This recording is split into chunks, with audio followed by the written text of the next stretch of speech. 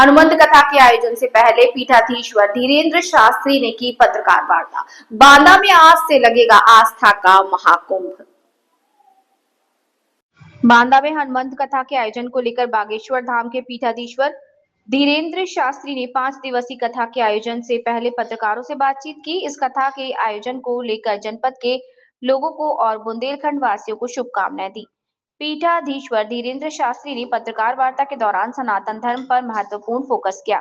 सनातन पर बोलते हुए धीरेन्द्र शास्त्री ने कहा कि सनातन धर्म ही हमारे हिंदू धर्म की मजबूती का आधार है और यह आधार हनुमंत कथा के माध्यम से आम जनमानस में फैलता है।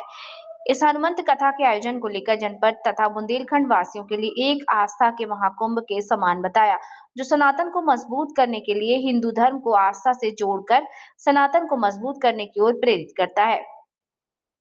पीठाधीश्वर धीरेन्द्र शास्त्री ने कहा कि सनातनी जितने भी हैं सभी को इस हनुमंत कथा में आकर कथा का अनुसरण करना चाहिए। शास्त्री ने मुसलमान के लिए भी कहा कि जो मुसलमान इस कथा को सुनना चाहे वो सुन सकते हैं, हमें किसी भी प्रकार का कोई भेदभाव नहीं है। बांदा में 5 दिवसीय हनुमंत कथा के आयोजन को लेकर पूरे जनपद में चाक चौबंद व्यवस्था की गई है। यातायात संचालन के लिए कई रोड डायवर्शन भी किए गए, जिससे कथा सुनने वाले और आने जाने वाले लोगों को कोई समस्या ना पैदा हो। कथा के आज प्रथम दिन ही बड़ी संख्या में लोगों की भीड़ उपस्थित रही। मवई बाईपास के पास बने कथा पंडाल के विशाल क्षेत्र में पंडित धीरेन्द्र शास्त्री की कथा को श्रवण करने वाले भक्तों की संख्या बेतहाशा भीड़ के रूप में दिखाई दे रही थी। इस कथा के आयोजन की व्यवस्थाएं बुंदेलखंड यूथ फाउंडेशन के जिला अध्यक्ष प्रवीण सिंह तथा भाजपा के लोग और समाजसेवी तथा हनुमंत कथा प्रेमियों के भारी जनसमूह का सहयोग रहा।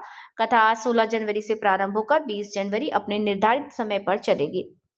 संवाददाता शुभम सिंह, बांदा। भारत न रहने के लिए विदेशी आक्रांताओं ने हमारी भारत की शिक्षा पद्धति पर पहले प्रहार किया और भारत की शिक्षा पद्धति में पहले गा से गणेश पढ़ाया जाता था तो बोले ये सांप्रदायिकता है, फिर पढ़ाया जाने लगा गा से गधा, बोले ये बढ़िया है।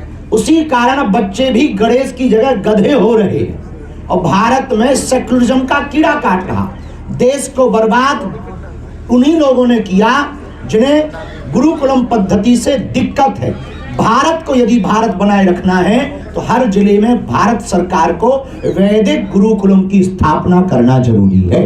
उसके लिए हमने शुरुआत कर दी है। आप कहोगे बाबा तुम क्या कर रहे हैं, तो हम तो अस्पताल भी बनवा रहे, कन्या विवाह भी हर साल कर रहे, भंडारा भी कर रहे, फिर भी तुम्हें खुजली चढ़े बेटा और तुम पूछोगे बाबा तुम क्या कर रहे, तो एक बात और सुनो, गुरुकुलम भी खोल रहे।